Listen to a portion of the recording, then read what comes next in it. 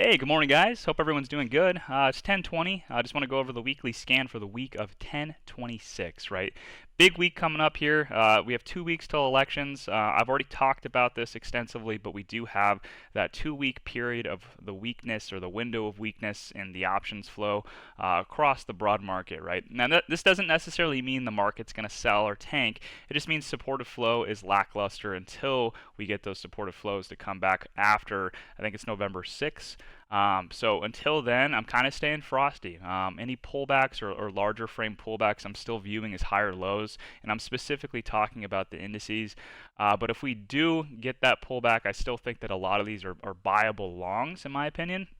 Especially within well-defined structure, so breakouts through lower highs, which is your break of structure, I would be looking to long the pullback onto that, or any names that have any sort of relative strength versus the overall market and the weakness we could see, that would have my interest. Now, I did start QQQ puts on Friday. I do think that we could sell. I've said it before, we've kind of reached those targets, those gap highs.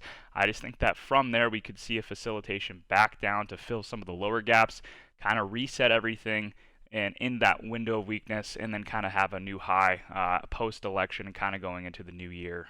So that's kind of my thesis, and that's kind of why the motto has just been staying patient and waiting for those dips to be able to go long. I'd rather do that than buy and chase highs. Now, let's start with Tesla here. This is a different one because I'm not really trying to long this just yet. I actually prefer a sell-off. And it's a little bit different too because we do have a dark pool print up to 238.77, right? So what am I looking to do? Sorry guys for the small edit there. I had to actually use the restroom. But yeah, Tesla, I'm actually rooting for a sell-off. But we have a pretty interesting setup here in the sense that we did have the robotaxi event occur here, which would technically be our footprint candle from Friday, some of the highest volume that we've seen. But now we have a secondary footprint candle coming from earnings, which would be on Wednesday coming up here. And the setup technically looks pretty decent. We have this tight consolidation above this 223 level. We have a gap fill up to 232 on the daily. The actual fill is 238. And coincidentally, 238 is also a dark pool print that I saw in pre-market. So normally I'd be looking for a mark up into this. But just with everything happening between Robotaxi and Optimus, I still think a lot of that market cap needs to be priced in, and a lot of inventory still needs to be collected, guys. I think this is like a 5 to 10 year kind of thing, and I think that we need one more drastic pullback in order to kind of fill the downside gaps and start another reaccumulation and potentially get that spring or that final kind of finalization, I should say, of that campaign. So I would really like to see, and I wouldn't be interested in adding longs unless we get a move down from earnings to this 182 swing low, maybe a lower high from here, break under that, retest 182, and then I would be looking to be a strong buyer around 157 to 147. I know this sounds pretty drastic. That's about a 30% pullback. Yeah, right around 34% at the extreme. But you got to think that this has actually happened before. If we take a look at shop, guys, that if you remember, we were trading it way back here, right? Remember, I think we were long on the reclaim of this footprint candle back here and ended up marking up to this 68 spot, which was like the midway point through the gap. Then it had this UTAD, so somewhat of like a redistribution or a minor distribution within the gap. And I remember it sold all the way down, guys, and went down to this gap here around 48, which none of us really expected, but that was about from those highs, right? Roughly a 30% move, right? It filled the gap, filled and essentially had what earnings come up. It had a major footprint candle, and then it marked up from that gap almost 60% to actually fill the gap up here around 76. I think Tesla could pull a similar move here, and I think a lot of people are going to get caught off sides with this. Earnings, I think, could potentially sell it all the way down to 182, and you have to look at the volume as well on this. A lot of the volume is occurring at the highs, right? We're not really seeing a ton of volume occur at the lows and then a low volume markup. We're seeing a lot of volume at the highs, continued selling down at the lows, and then one day of like higher volume, and then it marks up on low vol. But a majority of the volumes have been constantly occurring at the highs here, so I think that we could see a redistribution. That's what I'm hoping for. If this ends up just popping though, guys, let's say earnings kind of moves it up and it hits 238, I would be looking for this to now be a progression gap, right? So we could potentially long the bottom, the top, and then kind of look for the continued markup towards 279 to 91, I believe. Yeah, that's kind of the gap to the upside here. And I'd be happy to add into some of those longer dated 300 calls. So that's kind of the plan here for Tesla. I'm rooting for the downside. I'm praying for the downside. I would absolutely be buying leaps kind of going into next year. I think this will do fantastic under a Trump administration. So that's another big reason for, I think, the accumulation aspect of this. On top of that, too, I would add into some shares. So I would be happy to kind of up my average on that. So that's first and foremost being Tesla. Let's jump into Celsius. I wanted to chart this with you guys. It's pretty simple, if I'm being honest. There's nothing super crazy with this one. But, this has been beaten down incredibly bad. And if we take a look at kind of where it bounced, it was right around these lows back here. And then we started to see a pretty simple setup, guys, where we had a footprint candle kind of come out of nowhere from Thursday, and we've been trading in a tight bull flag here, right, with a gap just below. We actually kind of breached the gap just a little bit on, I think it was Thursday, so you can consider this a potential sweep, and then we reclaimed back above. So I think that this through Friday's high can get a move back up to 35 and then kind of make its way back up, right? There's multiple gaps throughout this. If we kind of zoom out really quickly and go to the hourly, you guys will see we have a gap here. We have, where else? Kind of an imbalance here back up to 36. You guys can see through this hourly sell-off. We have an imbalance up here, kind of around this range, 44. We have an imbalance up here around 58, right? So you guys can see on the hourly, we have those imbalances that are kind of hidden on the chart itself. And then we have a big gap back up here, right? So if we take a look at this, just kind of littered with gaps to the upside. I don't think that's that 70 would happen that quickly. Obviously, this 58 one would be a target as well. But this is all looking pretty good. Really what I would just kind of be looking for is just an open within Friday's price action and a breakout through Friday's high. Or what we could end up getting is a sell-off to the bottom of this gap, push back up, reclaim, and then I would be looking to long the 32.25 with some size. Obviously, starters here at 30.53. I don't use these all too often, but we have a pretty tight crossover here of the EMAs. We're starting to get our first curl as well. So just a good indication that price might have just settled and found its bottom. But I really like this chart. I'm going to be looking at this, so if you guys need the exact price through Friday's high, if you guys can't draw that, it's 34.16, right? So breakout through 34.16, I would be targeting 36. And then obviously I would hold runners for anything higher. If we end up getting the sell-off from, I don't know, Friday's close, we end up moving underneath 32.25, I would be looking to long 30.53. And then adding more size on the break and base of 32.25, and then kind of the same thing, right? Still targeting 36. I would just get a little bit more time if we got the pullback. And then risk, once again, would obviously be the lows here. So entry would be here. Stop loss would be the low. And then once again, kind of targeting these highs here, 2.27R. Obviously, it differentiates a little bit with your options, but that's kind of the grand scheme of that. So I'm going to be looking at Celsius as kind of like my number 2 chart. ZOM, I almost said Exxon, but ZOM, I think oil is going to have a big move here, guys. So oil needs to stay on watch. I've been looking at XLE once again. I'm not trying to be political, guys. It's just a lot of this is kind of favoring potential Trump win. We can kind of look at the polls right now. I think it's like 56 to like 42 or 44 or something like that. So it is kind of favoring, and you're starting to almost see price show that, and a lot of charts kind of show that. But this is pretty simple from a technical perspective. You have to also think oil, right? If Trump does kind of win, the whole oil sector or energy sector should do rather well.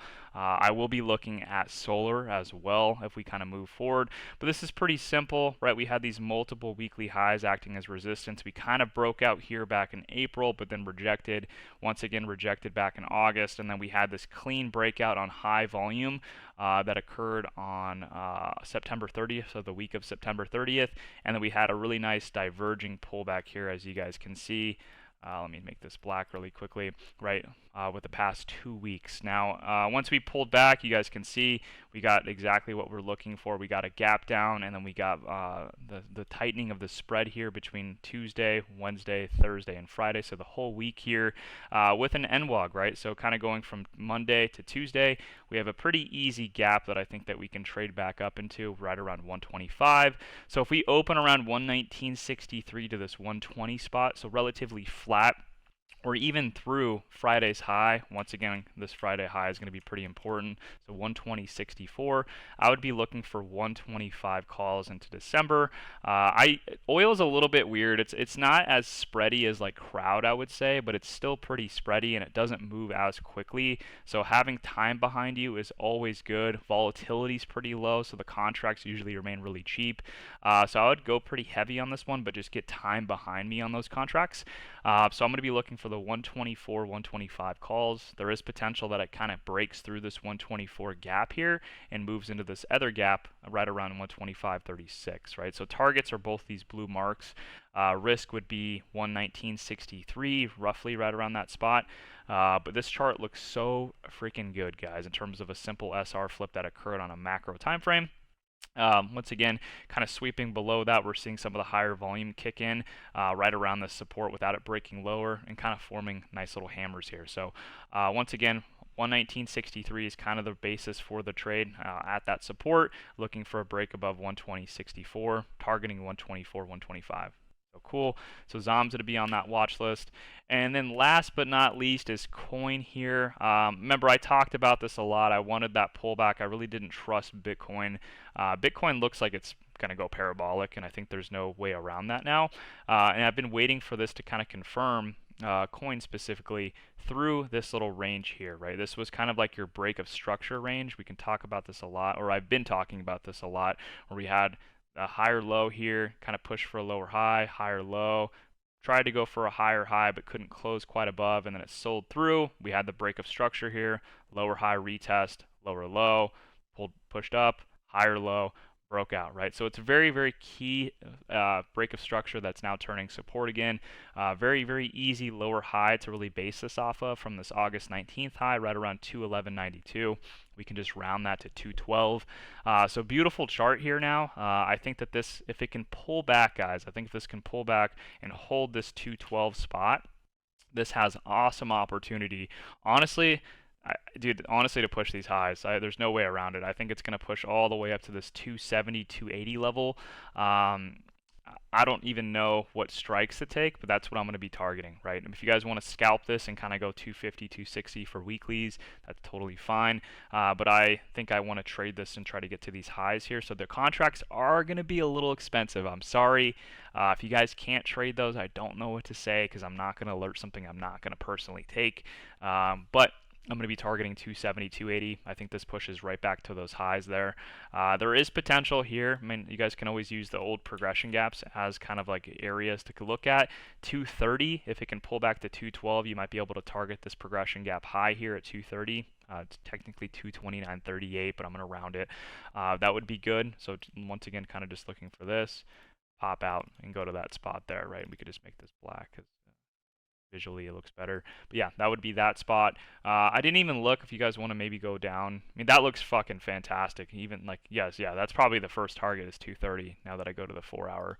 Let's see if there's any gaps that we can maybe see here. I mean, that lines up pretty nicely with that. I mean, yeah, I don't know. I mean, it's 230, and then from there, it's definitely going to like 260 to 270, 280. So coin's going to be a big watch for me. I know a lot of you guys have been like, Josh, I've been getting so many messages like, why am I not trading crypto? Why am I not looking at crypto? Trust me, I have, guys, but people have been sitting in stuff like this on Mara for weeks on end, just holding through this and going 10 plus 10%, plus 20%, then coming down, being negative 40%, negative 30%. Then it finally gets a pop and everybody's euphoric, and then it sells for a new low and goes right back to this old range low. It just hasn't been an attractive trade. This, Mara could set up here if it can break and hold above this 1873. Yes, kind of the same thing where it has potential to push to that 21 spot, which is this old progression gap here. So I'm kind of looking at Mara. Maybe that gets your guys' like tingling a little bit because I know so many of you guys like this. I've been looking at CLSK. Right, CLSK, a lot of opportunity if it can kind of base and hold against this spot here, right, this 1272 level. Once again, I got to make this dark. right here, right? If it can hold 1272, I think it can go 1348. But then once again, is the Apple, or is it, Apple worth the squeeze? Is it worth the juice on that? The risk to reward's not that good. I think Coin provides the best one. Other one I was looking at is Riot. I mentioned this last week, I think, but I kind of missed the entry on this one. So Coin is definitely the one I'm looking at, right? If it can base that, I think it goes 230. Pretty good risk to reward there. Once again, you can scalp about 8% on the underlying for about $17 to $18. That's fantastic, right? That's all I need. So that's really all I'm watching, guys. Tesla's not really an active position, so if we're going to talk about active stuff I'm watching, it's Celsius, ZOM, and Coin, right? Those are the only three that I'm really looking at to add into new positions going into the next 2 weeks or so. I think these charts are prime time, right? And obviously, let's talk about some of the other stuff. I'll make this quick. Crowd, double inside day here against that Wednesday high. Once again, I think this is prime to go. I don't really need any reason to add any more into this. I still have half my position. I'm going to trim another portion of this as we hit 316 and then hold the rest until we get to 335. Always potential here to add through Friday's high, or if it pulls back and holds the top of this weekly candle right around 302, that's another great opportunity there. But this has pretty much been higher high, pullback, basing that higher high, continuation for a higher high. So higher high, higher low, higher high. This is the perfect trend, guys. A lot of people will just use this as like your 921, but super simple trade here. Very, very easy. So don't really have any updates for that one. AMD, I kind of went against my own like gut. I still only have 10 contracts, so it's not anything crazy, but this was holding this this Tuesday low pretty nicely. This was the ASML news. Where we kind of sold off pretty drastically under 162. But once again, nice little NWOG here to trade back up to, which is around 165 to 162. If this can just get a pop back above 162, I think it'll reject the top of the NWOG, pull back and give us that base here at 162. And yes, I will add into these contracts then. I'll be able to size up into like maybe 30, 40 contracts and get my cost basis right where the current trade price is at, more than likely. Maybe a couple dollars off, but yeah, this looks decently good. Reason I held this was the back test of the trend line here, as you guys can see from all of our lower highs, basically retesting that. Obviously, it's under the 921, but once again, we have the 50-day here, which is huge. If we switch this over to the weekly, it's right at the 921. 50, right? Everything's right here. So there's a good opportunity for this to have a big bounce this week. Once again, still within structure. I know it's not going to align perfectly, but once you don't, that's why it's all kind of subjective with trend lines. We have a low, higher low. This is a great opportunity for a secondary, or yeah, third higher low, if you will, or secondary higher low, however you want to view it. But this looks really good. If it can just hold this 155.74, I think this should get a nice move. And I'm really just going to be watching this off the 50-day, which is a little bit lower, right around 153. MU, I don't really need to talk about this one. I already added, but that pullback into that gap here and kind of that 108.78 spot. That was the idea. This thing looks super good now. That's all I'm really watching, to be honest. I mean, I still have my shop contracts. I told you guys, I was honest, I had a shitty ad here on Monday with that close above. I usually don't like to add into these zones like this. That's just very, very risky. It usually doesn't work, and I went against my better judgment. So that's my bad on that one, but it's still holding okay. I would just like to see this kind of pop through 83.50. That would be really relieving, honestly. And then still looking for it to continue up to 87, 88, 90, kind of that general range. But I'm still holding these. And that's really it, guys. That's really it. I don't have anything else to kind of update. The main three, though, once again, are Celsius, ZOM, and Coin. That's all I'm adding to the list. Everything else should be very familiar. And just kind of trade safe, right? That's all I got to say. Don't go super crazy. Don't add super heavy into the beginning of the week, especially on a gap up. Just play it safe. Let your positions work. And yeah, next 2 weeks should be fun. I'm rooting for the downside for, I would say the broader market, especially Tesla, and I'm looking to go long on a lot of these names into end of year. But I do expect some kind of pullback. So with that being said, trade safe. I love you guys. I know it's been a little bit inactive on here. That's the point behind this. I'm just doing less and really trying to take some big wins, guys. Big wins. There's a lot of targets still to the upside, and I'm just waiting for some downside action. I'm not overstepping on the accelerator. I'm playing it smart. Told you guys, don't blow your account, man. Don't blow your account before this because you're gonna regret it. You want to be able to survive until end of November, December, going into January, February. So with that being said, I'll see you guys next time. Appreciate your time.